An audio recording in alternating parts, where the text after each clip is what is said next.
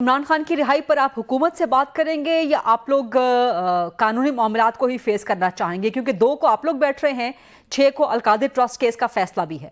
देखिए जी, हुकूमत के साथ बात तो हमने ये करनी है कि जो आपने बोगस केसेस बनाए हुए हैं, न सिर्फ इमरान खान साहब पे बल्कि हजारों कारकुनान के ऊपर पंजाब के अंदर FIRs की तादाद 16 से 20,000 के दरमियान है। इमरान खान साहब के खिलाफ जो केसेस हैं, उनमें से अक्सर केसेस ही बोगस हैं। तमाम केसेस के अंदर इमरान खान साहब की जमानत हो चुकी हुई है। हम हुकूमत से सिर्फ ये बात करेंगे कि आप इमरान खान साहब को जब अदालतों से वो अपनी अदालती लड़ाई लड़ने के बाद जब आजादी हासिल करते हैं, जब उनकी रिहाई का परवाना जारी होता है, तो आप पॉलिटिकली विक्टिमाइज करते हुए कोई नई चीज सामने ले आते हैं, बोगस FIR ले आते हैं, तो वो आप ना लेके आएंगे। इस चीज के ऊपर बात हो। ठीक है, हाउस अरेस्ट इमरान खान को करने पे इस पे कोई बात हो सकती है या आपके COD में शामिल हो सकता? नहीं, मेरा नहीं ख्याल जी। अभी तक ऐसी कोई चीज तजवीज हमारे दरमियान भी डिस्कस हुई है या हमारे सामने आई है।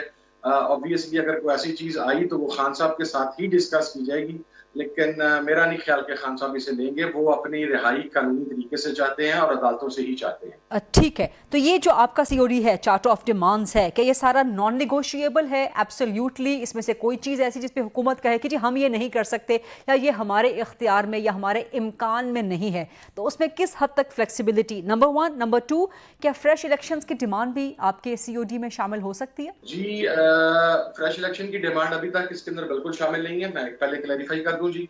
और वो जाहिर है इमरान खान साहब का फैसला है। अगर वो कहेंगे, जब मुज़ाकराती कमेटी उनसे कल या परसों मुलाकात करेगी, तो उसके बाद इसके ऊपर मैं कमेंट कर सकूंगा। एज इफ नाउ अभी वो नए इंतखाबात अभी उसका हिस्सा नहीं है। जहां तक आपने ये कहा कि इसके अंदर फ्लेक्सिबिलिटी, देखिए फ्लेक्सिबिलिटी ही है। हुकूमत समझती है कि हम 9 मई के जिम्मेदार हैं। हम समझते हैं जिम्मेदारी दूसरी तरफ है। उसका तयन कैसे किया जाए, उसका तयन सुप्रीम कोर्ट के सीनियर मोस्ट जजेस पर मुश्तमिल एक जुडिशियल कमीशन बना दिया जाए। इसी तरीके से 26 नवंबर के ऊपर देखें, हमारा बड़ा क्लियर मौकफ है विद एविडेंसेस कि हमारे इस वक्त तक 13 कन्फर्म शुहदा हैं, 48 जो इंजर्ड हैं, वुंडेड हैं, वो बुलेट इंजर्ड हैं, वुंडेड हैं, और हमारे 160 प्लस के करीब 160 to 200 के दरमियान हमारे मिसिंग हैं। हम समझते हैं कि हुकूमत ने गोली चलाई। हम समझते हैं कि हमारे कारकुनान गोली के जरिए शहीद हुए। हुकूमत कहती है गोली नहीं चली। फिर हुकूमत ने कहा गोली चली लेकिन वो हवाई फायरिंग हुई। फिर हुकूमत ने कहा वो CM के कॉन्वॉय ने फायरिंग कर दी। पहले हुकूमत ने कहा कोई शहीद नहीं है, कोई बुलेट इंजरी नहीं है। फिर उन्होंने कहा नहीं, कुछ बुलेट इंजरीज हैं। फिर कहा गया कुछ शहादतें भी हो सकती हैं। तो इसका तयन कैसे किया जाएगा? खान साहब ने उसका आसान सा हल बताया कि आप जुडिशियल कमीशन बना दें। जुडिशियल कमीशन के अंदर जब हकायक सामने आएंगे, हम अपने हकायक सामने रखेंगे, हुकूमत अपनी चीजें सामने रखेगी, तो बहुत आसान हो जाएगा जुडिशियल कमीशन के लिए ये तयन करना कि 26 वाले दिन गोली चली या गोली नहीं चली। हम कहते हैं गोली चली और क्यों चली, ये हमारा सवाल है। तो ये चीजें तो वहां पर सेटल हो सकती है ना जी। इसके अंदर कोई फ्लेक्सिबिलिटी की जरूरत तो नहीं है। ये तो ऑलरेडी फ्लेक्सिबिलिटी है कि हम एक जुडिशियल कमीशन गैर जानिबदार सुप्रीम कोर्ट के सीनियर मोस्ट जजेस पर वो डिमांड कर रहे हैं। Simple as that. ठीक है, और ये मामला जो है ये सुप्रीम कोर्ट में भी ज़ेर समाअत है, खासतौर पर 9 मई पे जुडिशियल कमीशन बनाया जाना। लेकिन सपोजिटली हाइपोथेटिकली स्पीकिंग, हुकूमत अगर बना देती है, आपके जुडिशियल कमीशन की डिमांड पूरी कर देती है, लेकिन असीरान की रिहाई या इमरान खान के हवाले से वो मुतालबात तस्लीम नहीं करती, तो क्या पार्शियल जो आपकी विक्ट्री होगी उसे PTI सुन्नी इत्तेहाद काउंसिल कबूल कर लेगी? मेरा नहीं ख्याल जी। हमारी एक तो 9 मई का जो इल्जाम हम पर लगाया जाता है, जाहिर है हम तो उसके अंदर अपनी सफाई देना चाहते हैं, लेकिन हमारे लिए कारकुनान और इमरान खान बहुत इंपॉर्टेंट है।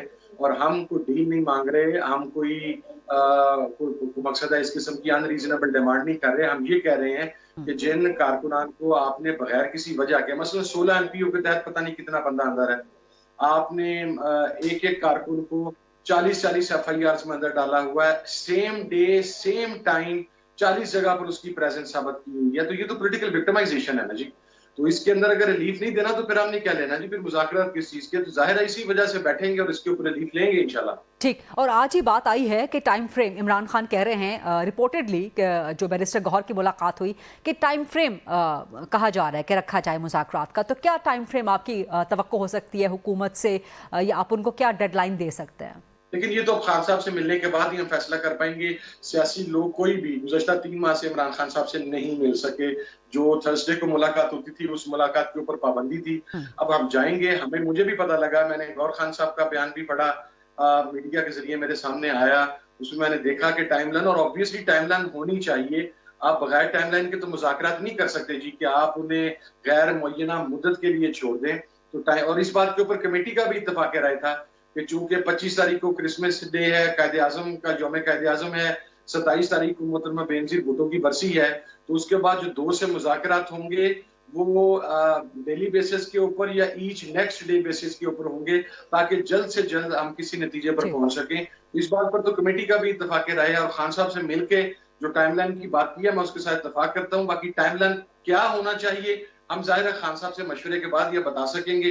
वो जी, मुलाकात अब कल हो जाए या परसों हो जाए, तो then I will comment on that. ठीक है।